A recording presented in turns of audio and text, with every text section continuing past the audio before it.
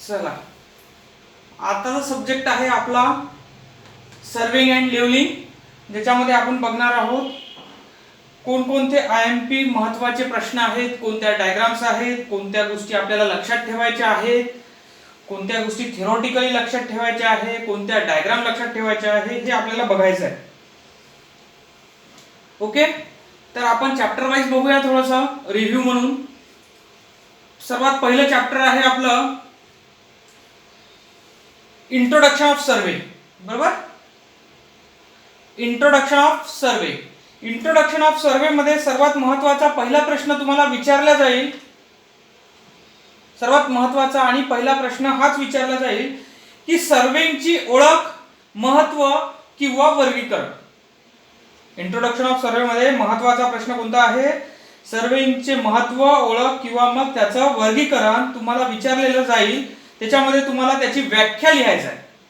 व्याख्या आणि त्याचे इम्पॉर्टन्स, की सर्वे कशासाठी केला जातो, त्याची व्याख्या काय आहे. जसं की व्याख्याचा जर आपण विचार केला तर आपण काय करतो सर्वेमध्ये? पृथ्वीच्या पृष्ठभागावरील उभ्या व आडव्या पातळीतील अंतरे जागेवर घेऊन पृथ्वीच्या पृष्ठभागावरील त्यांची स्थाने निश्चित करतो. काय करतो आपण? एक तर आपण आडवं अंतर मोजतो, नाहीतर मग त्याची या एका ठिकाणावरून दुसऱ्या ठिकाणाची उंची मोजतो. बरोबर, म्हणजे समजा एक ठिकाण यवतमाळ असेल, दुसरं ठिकाण यवतमाळ पासून बाभुळगाव असेल, तर असं जर आपण दोन ठिकाणची उंची आणि लांबी अशा हिशोबात त्याचं काय करू शकतो? गणना करू शकतो. किंवा आपण असं म्हणू शकतो यवतमाळची रिड्यूस लेवल ही आपल्या रेल्वे स्टेशनवर दिलेली असेल की उंची एवढी आहे, जी काही दिलेली असेल ती. तर महाबळेश्वरची उंची आणि यवतमाळची उंची सारखी आहे का? नाही. त्याचं स्थान इथून यवतमाळ पासून महाबळेश्वर किती किलोमीटर आहे? एकतर किलोमीटर पण आपण दर्शवणार आणि यवतमाळची उंची आणि महाबळेश्वरची उंची पण आपण दर्शवणार. बरोबर, त्याला त्या म्हणजे दोन्ही ठिकाणचे स्थान आपण निश्चित करत आहे. कोणत्या दोन मार्गाने? एक तर आडव्या मोजणीनी आणि उभ्या अंतराने, अशा दोन्ही प्रकारे मोजणी करतो. त्याला आपण काय म्हणतो? सर्वे. त्याला काय म्हणणार आपण? सर्वेक्षण. मग सर्वेक्षणाचे मुख्य दोन प्रकार आहेत. कोणते प्रकार आहेत? मुख्य दोन. एक आहे इंट्रोडक्शन ऑफ सर्वे मध्ये महत्वाचे दोन प्रकार. पहिला आहे जिओडॅटिक सर्वेइंग. जिओडॅटिक सर्वे म्हणजे भूतलावरची मोजणी, भूतलावरची मोजणी. आणि दुसरा सर्वे आहे आपला प्लेन सर्वे, समतल मोजणी. आता या दोन मध्ये सर्वात महत्वाचा जर डिफरन्सचा विचार केला तर तो काय आहे? सर्वे मध्ये दोन प्रकारांमध्ये विचार जर केला तर त्यात महत्वाचा डिफरन्स काय आहे? तर याच्यात बघा, जिओडॅटिक सर्वे अबाउट 250 किलोमीटर स्क्वेअर, म्हणजे जर आपण एरियाचा जर विचार केला तर तो 250 किलोमीटर स्क्वेअर पेक्षा जर जास्त एरिया असेल तर त्याच्यामध्ये पृथ्वीचा कर्व्हेचरचा भाग गृहीत धरून सर्वे केला जातो. त्याला जिओडॅटिक सर्वे असं म्हणतो. याच्यामध्ये पृथ्वीच्या वक्राकार भागाचा विचार केला जातो. आलं लक्षात? म्हणून याला कोणता सर्वे म्हणतो? जिओडॅटिक सर्वेक्षण. ज्यामध्ये आपल्याला फार मोठी अंतरे व क्षेत्रफळाची मोजणी करावी लागते. दुसरी गोष्ट, मोजणीत अतिशय सूक्ष्म व आधुनिक उपकरणे वापरली जातात. ओके,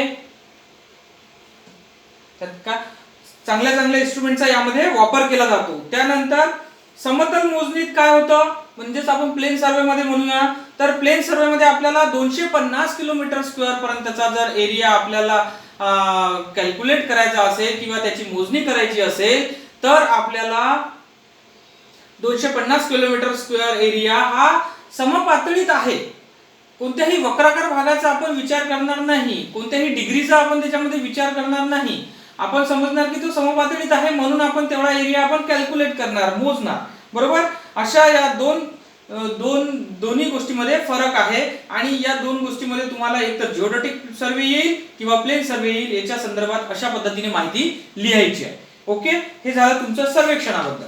त्यानंतर सर्वेक्षणामध्ये तुम्हाला वेगवेगळे प्रकार विचारतील. आता प्रकार कोणते? एकतर क्लासिफिकेशन ऑफ सर्वे, तिसरा मुद्दा राहील आपला. तुम्ही काही गोष्टी नोट करत जा. ओके, तर नोट करताना कशा पद्धतीने करायच्या? तर बघा, पहिला आहे classification of survey. Classification of survey मध्ये कोणकोणते सर्वे करता येईल तुम्हाला? एक तर क्षेत्रफळाच्या स्वरूपानुसार, म्हणजे कुठेतरी क्षेत्रफळ ठरवलेलं असेल, क्षेत्रफळ आहे त्यानुसार, म्हणजे जमिनीवर मोजणी करता येते क्षेत्रफळानुसार, तुम्हाला समुद्राच्या आतमध्ये मरीन सर्वेइंग करता येते आणि ॲस्ट्रॉनॉमिकल सर्वे करता येते. 3 प्रकारे क्षेत्रफळानुसार तुम्हाला मोजणी करता येते. ओके. त्यानंतर मोजणीच्या उद्देशानुसार जर विचार केला तुम्ही, तर मग पुरातन तत्व काळापासून काही वस्तू आर्किओलॉजिकल सर्वे आहे, त्यामध्ये वेगवेगळ्या जुने अवशेष सापडले एखाद्या ठिकाणी, त्याचा विचार करू शकता. भूगर्भशास्त्रीय मोजणी आहे, म्हणजे जमिनीच्या आतमध्ये काय काय आहे याचा जर विचार करायचा झाला तर जिओलॉजिकल सर्वे करावा लागेल तुम्हाला. त्यानंतर तुम्हाला माइन सर्वे, जर खाणी संबंधी एखादा सर्वे करायचा झाला तर तो तुम्हाला माइन सर्वे करावा लागेल. त्यानंतर तुम्हाला मिलिटरी सर्वे करावा लागेल. संरक्षणाच्या बाबतीत जर विचार करतो म्हटलं आपण तर आपल्याला मिलिटरी सर्वे करावा लागेल. म्हणजे हे जे सर्वेचे प्रकार आहे, वर्गीकरण आहे, हे कोणत्यानुसार आहे? मोजणीच्या उद्देशानुसार. क्षेत्राच्या उद्देशानुसार पहिले 3, आता मोजणीच्या उद्देशानुसार बाकी. अशा पद्धतीने तुम्हाला सर्वेचे महत्त्वाचे वर्गीकरण करता येते.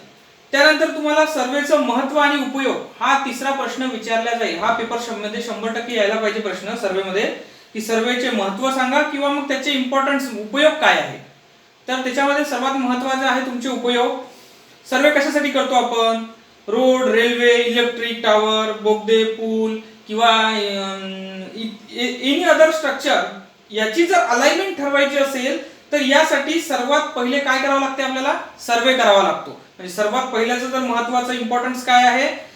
कोणत्याही स्ट्रक्चरची दिशा ठरवण्यासाठी, डायरेक्शन ठरवण्यासाठी करण्यात येणारा सर्वे. त्यानंतर त्याच गोष्टीचा जर आपल्याला मॅप पाहिजे असेल, एखाद्या गोष्टीचा कंटूर मॅप झाला, जमिनीची सखोल उंच पातळी जर आपल्याला पाहायची असेल तर आपल्याला कोणता सर्वे करावा लागेल? कंटूर मॅप करावा लागेल. म्हणजे ते दुसरं आपल्याला काय मिळेल? तिथं उंच आणि खोल असा उंच सखल भाग मिळेल. म्हणजे पुन्हा त्याचं दुसरं इम्पॉर्टन्स आलं. तिसऱ्यामध्ये जी काही जागा असेल, अनियमित जागा जर असेल, त्याचं एखाद्या स्ट्रक्चरचं जर आपल्याला कागदावर ड्रॉइंग दाखवायचं असेल, म्हणजे ते स्ट्रक्चर कुठून कुठपर्यंत आहे, तर त्याचं सुद्धा आपल्याला काय करावं लागेल? ग्राफिकली प्रेझेंटेशन सर्वेमध्ये करावं लागेल. म्हणजे हे तिसरं इम्पॉर्टंट झालं. त्यानंतर जर आपल्याला पाणी पुरवठा झालं, ड्रेनेज झालं, गॅस लाईन झालं, असं जर आपल्याला शहरात वापरायचं असेल तर किंवा टाकायचं असेल, कुठे गर्दीचा भाग आहे, कुठे वर्दळ आहे, कुठे ट्रॅफिक आहे, या सर्व गोष्टीचा सर्वे करावा लागेल. ते पण एक इम्पॉर्टन्स आहे. त्यानंतर सिटी मधली मोकळी जागा, म्हणजे शहरी भागात जर सर्वे करायचा झाला तर आपल्याला मोकळी जागा किती आहे, रस्ते कुठून जाणार आहे, इमारती कोणत्या भागात आहे, पाणी पुरवठा कुठे करायचा आहे, ड्रेनेज लाईन कुठे आहे, इत्यादी तपशील आपल्याला सगळं नकाशावर दर्शवायचं असते. तर तो झाला आपला सिटी सर्वे. त्यानंतर मग आपल्याला एक सर्वात महत्त्वाचा इम्पॉर्टन्स आहे याच्यामध्ये, की जमिनीवरती 2 पॉइंट्स, म्हणजे समजा आपण मगाशी उदाहरण दिलं यवतमाळ आणि महाबळेश्वर, यांचा लेवल डिफरन्स माहिती पाहिजे. हा लेवल डिफरन्स कशामुळे माहिती होईल? लेवलिंग इन्स्ट्रुमेंटमुळे माहिती होईल. 2 ठिकाणच्या उंचीतील फरक हा जर माहित करायचा असेल तर आपल्याला सर्वे करावा लागेल. बरोबर. म्हणजे सर्वेमध्ये जर तुम्ही लक्षात घेतलं तर 3 गोष्टीचं नियोजन तुम्हाला मिळते. पहिली गोष्ट, एक तर तुम्ही सरळ मोजणी करता, म्हणजे एका ठिकाणावरून दुसऱ्या ठिकाणी सरळ लेंथ मोजता. दुसरी गोष्ट, एक तर ए पॉइंट पासून बी पॉइंटची उंची मोजता. तिसरं, एक तर ए पॉइंट पासून बी पॉइंट किती अँगलवर आहे हे मोजता. म्हणजे मोजणी 3 प्रकारची केली जाते. पहिली सरळ लेंथ वाईज, दुसरी अँगल वाईज आणि तिसरी उंची.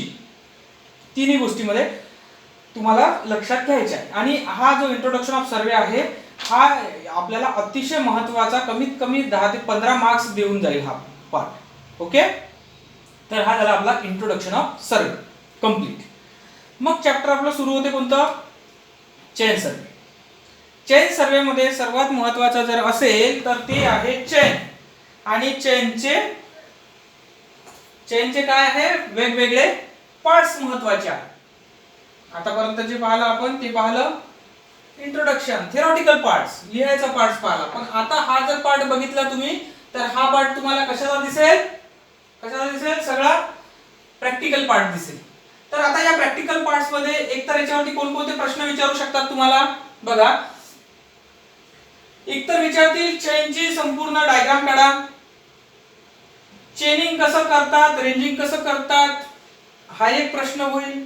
त्यानंतर चेन मध्ये वापरण्यात येणारे वेगवेगळ्या इन्स्ट्रुमेंटचे नाव सांगा आणि त्याची सविस्तर माहिती लिहा.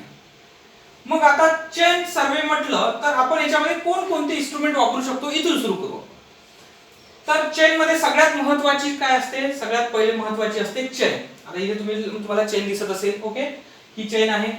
चेन किती कशा पार्ट मध्ये मिळते, चेन एकतर 20 मीटर लेंथ मध्ये मिळते अथवा 30 मीटर मध्ये लेंथ मध्ये मिळते. चेनचे मग लिंकिंग कसं आहे, चेनचे वेगवेगळे लिंकिंग आहे, ते कशा पद्धतीची रचना आहे ते आपण बघू. चेन सोबत आपल्याला दुसरा पार्ट काय लागेल, रेंजिंग रॉड लागेल, जो की आपला 3 ते 4 मीटर हाईटचा असतो. ओके, तो लागेल. त्यानंतर आपल्याला एरोहेड लागतील, एरोहेड प्रश्नार्थ चिन्हासारखे एरोहेड असतात, ते लागेल. त्यानंतर आपल्याला काय लागणार, आणखी पेग लागतील. ज्या ठिकाणी ए पॉइंट आणि बी पॉइंट आहे त्या ठिकाणी रेंजिंग रॉड ठेवणार तुम्ही. नंतर रेंजिंग रॉड काढल्यानंतर तुम्हाला पेगचा वापर करावा लागेल, ते लागणार. बरोबर. सर्वे मधल्या चेन सर्वे मध्ये एवढ्या जर गोष्टी तुम्ही लक्षात ठेवल्या. इन्स्ट्रुमेंट वरती सर्व डिपेंड करते पूर्ण चॅप्टर. मग इन्स्ट्रुमेंट तुम्हाला कळले की चॅप्टर इझी गोइंग होते वर्गीकरण करायला किंवा कोणत्याही इन्स्ट्रुमेंट बद्दल माहिती लिहायला. सर्वे मध्ये असेच प्रश्न विचारणार जे सगळे प्रॅक्टिकलशी रिलेटेड आहे. ओके, तर मग आता हे जे चेन आहे ही डायग्राम हाताने काढता आली पाहिजे. एकदा याच्यावरती प्रॅक्टिस करा, स्क्रीनशॉट घ्या याचा, याच्यावरती एकदा प्रॅक्टिस करा आणि त्याचं काय म्हणणं आहे ते बघा. आता आपण एकदा समजून घेऊ. चेनचं हे हँडल आहे, हँडल पासून आपली चेन सुरू झाली. त्यानंतर ही इथून इथपर्यंत दाखवलेला आहे 10 लिंक्स.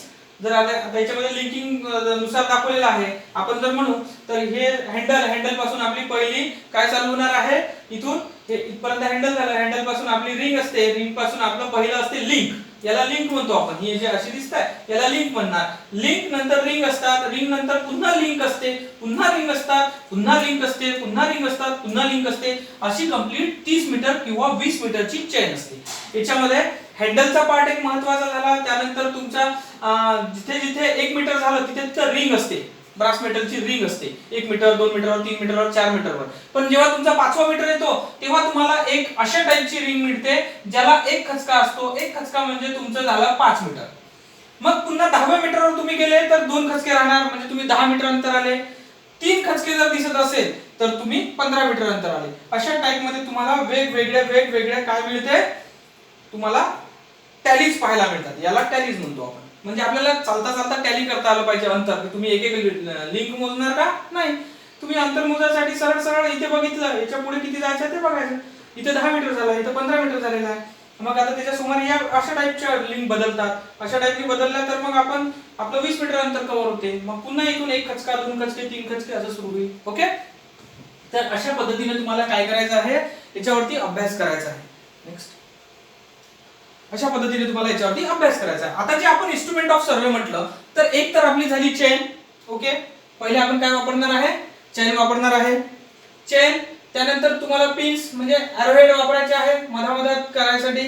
मधामधात जिथून एकदा चेन सुरू झाली, या पॉइंट पासून चेन सुरू झाली, या पॉइंटला संपली, तर मग या इथे एक एरोहेड, इथे एक एरोहेड आपल्याला लावायचं आहे. ओके, त्यानंतर आपल्याला रेंजिंग रॉड लागणार आहे. रेंजिंग रॉड आपले वेगवेगळ्या कलर मध्ये असतात, म्हणजे एक रेड पट्टा, एक व्हाईट पट्टा, एक रेड, एक व्हाईट, अशा द्वारे असतात. त्यानंतर आपला असतो प्लंब ऑफ याच्यामध्ये एवढं काम काही नाही होणार. पण पेग हे अतिशय महत्त्वाचं इन्स्ट्रुमेंट याच्यामध्ये आहे. ओके, तर एवढ्या इन्स्ट्रुमेंट बद्दल तुम्हाला एकतर माहिती विचारतील, यापैकी कोणते इन्स्ट्रुमेंट कसे वापरायचे ते विचारतील. त्यानंतर चेन बद्दल तुम्हाला डायग्राम काढा आणि सविस्तर वर्णन करा विचारतील. इत्यादी प्रश्न याच्यापासून डेव्हलप होतात. तर या प्रश्नावर तुम्ही जास्तीत जास्त भर द्यायचा. ओके, त्यानंतर चेन चॅप्टर मध्ये जर तुम्ही बघितलं तर तुम्हाला एक महत्त्वाचा प्रश्न येईल रेंजिंग आणि चेनिंगचा.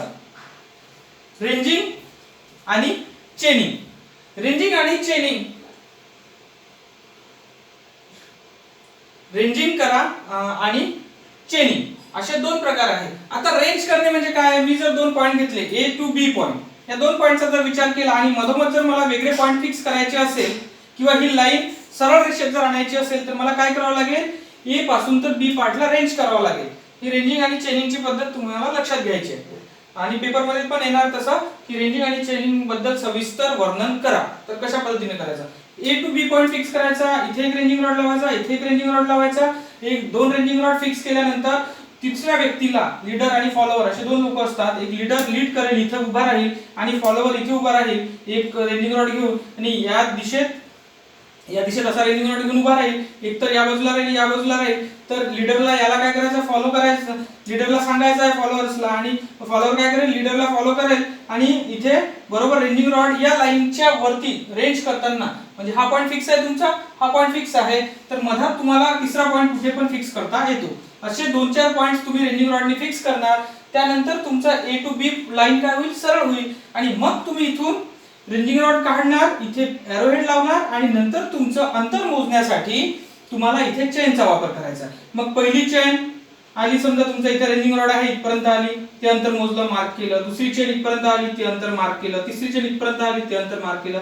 म्हणजे ए पासून तर बी पर्यंत येण्यासाठी तुम्हाला जी प्रोसेस करावी लागली, ऑल द इन्स्ट्रुमेंट, सगळे इन्स्ट्रुमेंट मिळून जी प्रोसेस केली तुम्ही, त्या प्रोसेसला रेंजिंग असं म्हणतो. आणि नंतर मग तुम्ही चेन वापरली, रेंजिंग केल्यानंतर चेन वापरली. चेन कशासाठी, इथून ते इथपर्यंत अंतर मोजण्यासाठी. रेंजिंग केल्यानंतर चेनिंग केलं. म्हणून रेंजिंग आणि चेनिंगची जर पद्धत लिहायची असेल तर अशा पद्धतीने तुम्हाला विचार करून ती लिहायची आहे. ओके, हे झालं चेन सर्वे संदर्भात सगळं. आणि ही आपली बेस लाईन असते, त्या बेस लाईन वरतीच आपल्याला सगळं चेनिंग आणि रेंजिंग करायचं असते. ओके, तर अशा पद्धतीने आपण विचार करू.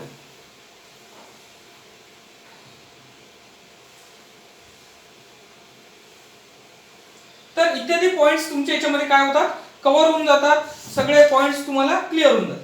त्यानंतर तुमचं चॅप्टर, नवीन एक चॅप्टर सुरू होईल तुमचं, क्रॉसटॉप सर्वे. क्रॉसटॉप सर्वेचा तुम्हाला उपयोग काय आहे हे सर्वात महत्त्वाचं आहे. आणि त्याच्यामध्ये तुमच्या असं लक्षात येईल की कंपोनंट ऑफ क्रॉसटॉप, आपण क्रॉसटॉप वापरणार, एकतर ओपन क्रॉसटॉप वापरणार आपण. अतिशय महत्त्वाचा क्रॉसटॉप आपल्याला हा आहे, हा फ्रेंच क्रॉसटॉप आहे, हा आपल्याला ओपन क्रॉसटॉप आहे, हा आपल्याला वापरायचा आहे. आणि हा याचा जो डिग्री असतो, इंटरनल डिग्री, हा अतिशय महत्त्वाचा असतो. हा इंटरनल डिग्री 90 डिग्री मध्ये आहे. हे दोन्ही एकामेकाला 90 डिग्री मध्ये, एका साइडने हॉर्स एअर लावली असते, तर एक व्यक्ती या बाजूनी या डायरेक्शनला पाहणार, तर दुसरा व्यक्ती या बाजूनी या डायरेक्शनला पाहणार. म्हणजे दोघांचा अँगल जो आहे तो काय राहील, 180 डिग्रीचा आहे, 90 डिग्रीचा राहील. बरोबर. तर मग हा याचा वापर कुठे केला जातो ते आपण या डायग्राम मध्ये बघूया. या डायग्राम मध्ये जर तुम्हाला तो क्रॉसटॉप वापरायचा असेल, ही बेसलाईन आहे, रेंजिंग करताना तुम्ही घेतली. आणि जर काही ग्राउंड वरती अशा काही झाडं असतील, बिल्डिंग असतील, किंवा अशा ट्री असतील, B2 बिल्डिंग असतील, वॉटर टँक असेल, इकडल्या झाडाला इकडल्या बाजूला झाडं आहे, हे जर आपल्याला ग्राफिकल रिप्रेझेंटेशन जे जमिनीवरती आहे ते आपल्याला जर आपल्या पेज वरती दाखवायचं असेल तर आपल्याला एक क्रॉसटॉप सर्वे सहजरित्या करता येतो. आता ते क्रॉसटॉप सर्वे मध्ये वापरता येणारे इन्स्ट्रुमेंट पण आपल्याला याच्यात माहिती पाहिजे. एक तर आपल्याला वापरावं लागेल क्रॉसटॉप वापरावं लागेल. क्रॉसटॉप मध्ये रेंजिंग आणि चेनिंगची पद्धत झाली आपली, सरळ लाईन करून घेतली. त्यानंतर आपल्याला काय करायचं आहे, ए टू बी लाईन वरती लेफ्टला आणि राईटला जेवढे काही ट्रीज आहे, समजा या ट्रीज आहे दाखवलेल्या, या ट्री किंवा बी पॉइंट आहे किंवा होम आहे किंवा वॉटर टँक आहे, असे जे काही पॉइंट दाखवले आहेत ते ए पासून लेफ्टला आणि या लाईन पासून राईटला असे आहेत. तर मग आपल्याला अंतर मोजायचे आहे. या लाईन पासून ए पासून काही अंतर आल्यानंतर, म्हणजे एक नंबरवर आल्यानंतर काही अंतर आलं, आपण समजा 1 मीटर आलं, 2 मीटर आलं, त्याच्यापासून 90 डिग्री वरती आपल्याला पहिला ट्री मिळाला, म्हणजे तो मिळू शकते D2 अंतरावर, D1 अंतरावर. किंवा मग आपण ए पॉइंट पासून पहिला 1 मीटर अंतर आलो आणि आपल्याला D1 अंतरावर पहिला ट्री मिळाला. हा अँगल काय असतो, 90 डिग्रीचा, कारण आपला क्रॉसटॉप काय आहे, 90 डिग्रीचा आहे. 90 डिग्री त्याच्यामध्ये काय आहे, असा 90 डिग्री मध्ये आपण एक व्यक्ती पाहणार या डायरेक्शनला, दुसरा व्यक्ती पाहणार या डायरेक्शनला. म्हणजे एक जण जर या इथे जर आपण तो क्रॉसटॉप लावला तर एक जण या ट्रीकडे बघणार, तर दुसरे कोण काय करणार, दुसरा हा लाईनला रेंज करणार. म्हणजे बरोबर आपल्याला हे ट्री या लाईन वरती मार्क करता येतं 90 डिग्री मध्ये. ओके, तर अशा पद्धतीने पहिल्यांदा तुम्हाला तीच प्रोसेस करायची आहे, दुसऱ्यांदा ती प्रोसेस करायची आहे, तिसऱ्यांदा ती प्रोसेस करायची आहे. ऑल द चेनिंग लाईन वर ती प्रोसेस करायची आहे. लेफ्ट आणि राईटला 90 डिग्री वरती हे झाडं आणि हे होम कुठे येत आहे, या बेस लाईन वरती किती मीटरवर, आणि या बेस लाईन पासून लेफ्टला किती मीटरवर हे झाड आहे आणि राईटला किती मीटरवर कोणतं झाड आहे, हे जर पाहायचं असेल हे सगळं आपल्याला क्रॉसटॉप सर्वे मध्ये पाहायला मिळतं. ओके, क्रॉसटॉप सर्वेचा एकतर प्रॉब्लेम पेपर मध्ये येऊ शकतो 8 मार्काला, किंवा मग क्रॉसटॉपची डायग्राम काढा आणि क्रॉसटॉप कशासाठी वापरतात, मेन त्याचा उद्देश काय आहे हे विचारू शकतात. ओके, हा क्रॉसटॉप आहे. त्यापैकी आपल्याला ओपन क्रॉसटॉप अतिशय महत्त्वाचा आणि अतिशय आपल्याला काय करायचं आहे त्याच्यावरती अभ्यास करायचा आहे. ओके.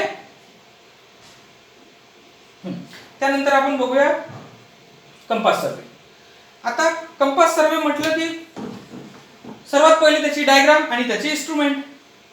कंपास सर्वे मध्ये डायग्राम आणि सगळ्यात पहिले त्याचे इन्स्ट्रुमेंट अतिशय महत्त्वाचे आहेत. आपला कंपास आहे प्रिझमॅटिक कंपास. प्रिझमॅटिक कंपास आहे. ही डायग्राम पेपर मध्ये याच्यावरती 2 ते 3 प्रश्न सहजरित्या कव्हर होतात. एक तर याची डायग्राम काढा, दुसरं कंपास हा जमिनीवरती कसा सेट करतात याची सविस्तर कृती लिहा, हा एक येऊ शकतो. किंवा मग येणार याचे वेगवेगळे पार्ट्स आणि याचे वेगवेगळे इन्स्ट्रुमेंट, याच्यासोबत कोणकोणते इन्स्ट्रुमेंट वापरतात, फोर बेरिंग काय आहे, बॅक बेरिंग काय आहे, इन्क्लुडेड अँगल काय आहे, या जर गोष्टी टेक्निकल टर्म्स मध्ये विचारल्या तर ते आपल्याला सांगता यायला पाहिजे. ओके, लिहिता यायला पाहिजे. आणि महत्त्वाचं म्हणजे सगळ्यात पहिले काय असतं याच्यामध्ये कंपास सर्वे मध्ये की याची यूज करण्याची पद्धत आपल्याला माहित पाहिजे. हे पेपर मध्ये 100% येणार. कोणता प्रश्न? कंपास सेट करण्याची पद्धत सविस्तर लिहा. तर त्याच्यात 4 पॉइंट तुमचे क्लिअर व्हायला पाहिजे. सगळ्यात पहिला पॉइंट म्हणजे कंपास स्थानकावर लावणे, म्हणजे कंपास एखाद्या ठिकाणी फिक्स करणे. बरोबर, जसं आपण मगाशी ए पॉइंटचा विचार केला तर ए पॉइंटवर तो कंपास फिक्स करायचा जर असेल आपल्याला तर त्याचं पहिल्यांदा सेंटरिंग झालं पाहिजे. म्हणजे जमिनीवरचं सेंटर आणि कंपासचं सेंटर हे एका लाईन मध्ये यायला पाहिजे, एका दिशेत यायला पाहिजे. त्यानंतर दुसरं आहे त्याच्यामध्ये त्याला लेवल करायचं आहे. तिसरं आहे त्याच्यामध्ये बेरिंग ऑब्झर्व करायचं आहे. आणि चौथी आपल्या बेरिंग मध्ये नोट डाऊन करायचं बेरिंग. म्हणजे जर कृती तुम्हाला करायची झाली तर हा कंपास आहे तुमचा. हा कंपास जमिनीवरती ट्रायपॉडवर ठेवायचा आहे. जमिनीवरती एखादा पॉइंट असेल, ए पॉइंट असेल, या पॉइंटवर हा पॉइंट आहे, हा पॉइंट हा जमिनीवरचा पॉइंट एका दिशेत यायला पाहिजे. हा एका दिशेत आल्यानंतर तुम्ही काय झालं, या कंपासचं काय केलं, सेंटरिंग प्रोसेस कंप्लीट केली, पहिली प्रोसेस. दुसरी प्रोसेस, तुम्हाला हा कंपास लेवल मध्ये आहे की नाही हे माहित नाही, म्हणून तुम्ही त्याला काय करणार, लेवल करणार. माझे YouTube वरचे दुसरे व्हिडिओ बघाल तुम्ही, ज्याच्यामध्ये मी कंपासचं लेवलिंग सांगितलेलं आहे. कंप्लीट प्रोसेस ऑफ या पद्धतीचा, म्हणजे जे आता हे थिओरिटिकल जे चालू आहे हेच मी कंपास ओरिजिनल वापरून त्याच्यावरती तुम्हाला सांगितलेलं आहे. तर तो व्हिडिओ याच्यासोबत बघायचा, कंप्लीट विजन क्लिअर होऊन जाईल. ओके, मग तुम्ही काय केलं, सेंटरिंग केलं, पहिली प्रोसेस. दुसरी प्रोसेस, या कंपासला लेवल करणार असं दोन्ही हातात पकडून. तिसरी प्रोसेस मध्ये काय करणार, की लेवल झाला, लेवल झाल्यानंतर ज्या बाजूला आपल्याला जी वस्तू बघायची आहे, समजा इथे रिनिंग रॉड लावला आणि इकडनं मी बघितलं तर हा प्रिझम मधला हॉर्स एअर, याच्यातला हॉर्स एअर, प्रिझम मधला सेंटर आणि इथं असणारा रिनिंग रॉड, ह्या तिन्ही गोष्टी जेव्हा मला एका लाईन मध्ये मिळतील तेव्हा मी ऑब्झर्वेशन ऑफ बेरिंग करेन. म्हणजे ही जे प्लेट आहे आपली ॲल्युमिनियम प्लेट, याच्यावरती रीडिंग ऑब्झर्व करेन, ऑब्झर्विंग द रीडिंग. आणि चौथी प्रोसेस आहे ती रीडिंग मी माझ्या फील्ड बुक मध्ये लिहून ठेवेन. तर ही प्रोसेस या कंपास मध्ये आपल्याला कंप्लीट पाहायला मिळते. तर मग कंपास मध्ये आपल्याला डायग्राम महत्वाची आहे, त्याची प्रोसेस महत्वाची आहे, याच्या टेक्निकल टर्म्स महत्वाचे आहे. आता टेक्निकल टर्म्स कडे जर आपण विचार केला तर टेक्निकल टर्म्स आपली पहिली काय आहे, टेक्निकल टर्म्स असते आपली पहिली कोणती, फोर बेरिंग. फोर बेरिंग म्हणजे ज्या बाजूला आपण जातो ते फोर बेरिंग असते. नंतर असते बॅक बेरिंग, नंतर असते बॅक बेरिंग. बॅक बेरिंग मध्ये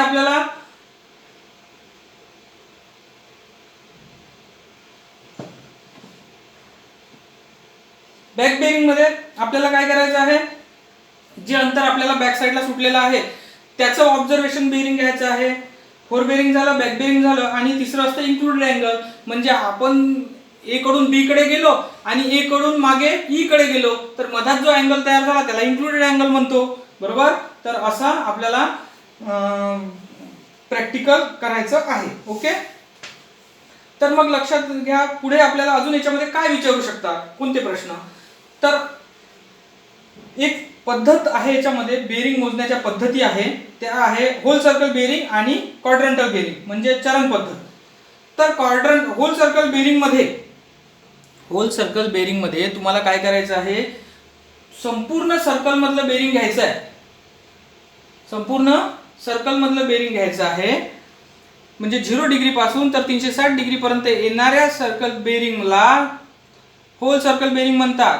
आणि क्वाड्रंटल सिस्टीम मध्ये 0 ते 90 डिग्री पर्यंत येणाऱ्या प्रत्येक बेरिंगला डायरेक्शन दर्शवलेली असते. त्याच्यामध्ये कशा डायरेक्शन असतात त्याच्यामध्ये, नॉर्थ टू ईस्ट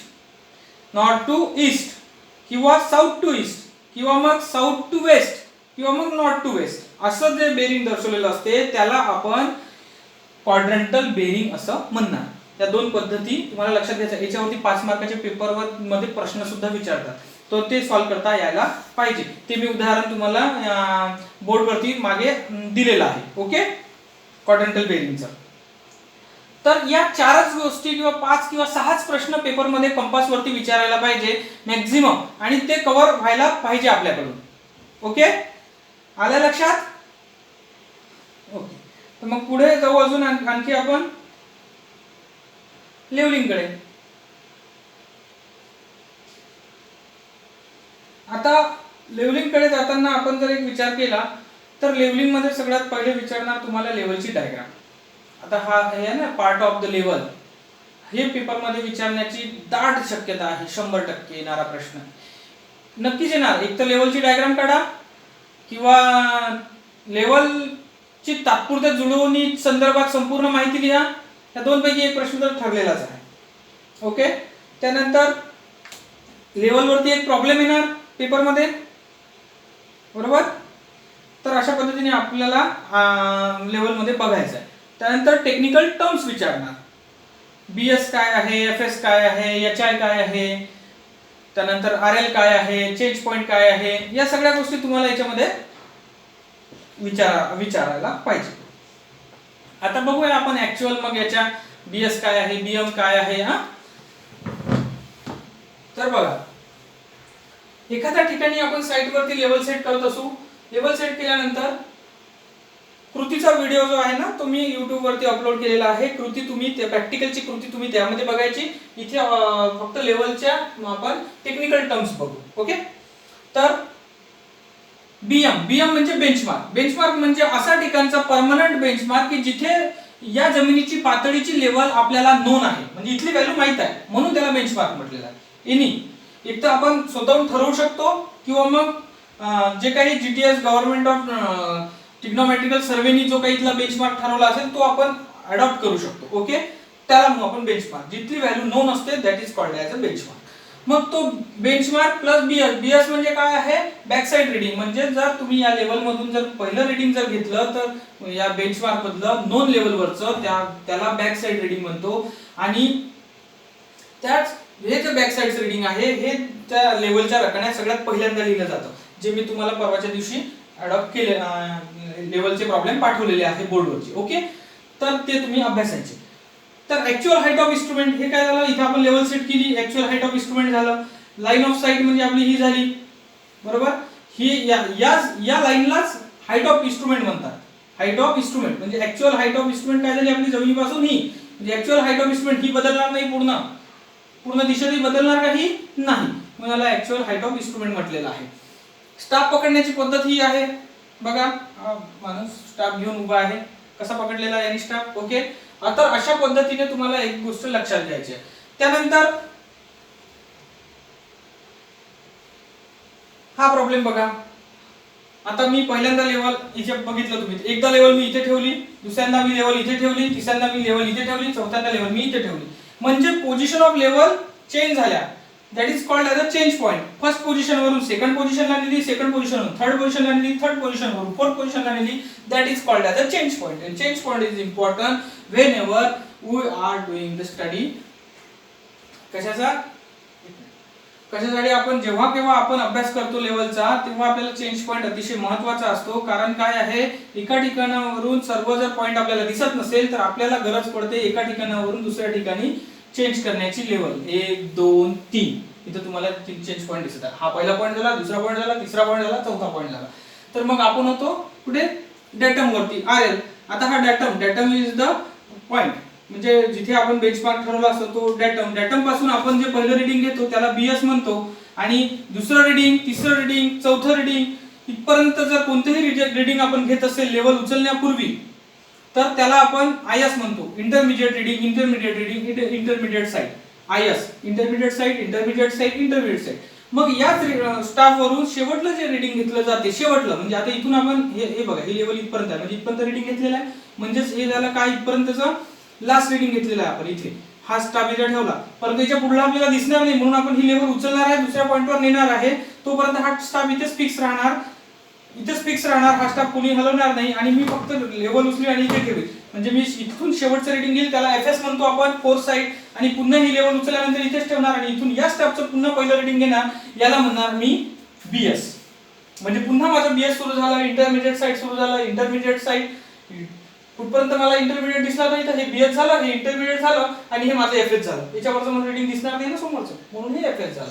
पुन्हा ही उचलली लेवल मी इथे ठेवली, पुन्हा मी पहिलं रिडिंग घेतलं बीएस, मग आयएस, मग एफएस, पुन्हा मी हा स्टाफ फिक्स ठेवला, पुन्हा चेंज पॉइंट घेतला, आणि मी पुन्हा रिडिंग घेतलं पहिलं बीएस, दुसरं रिडिंग घेतलं शेवटचं रिडिंग, मधातलं घेतलं नाही, त्यामुळे हे एफएस.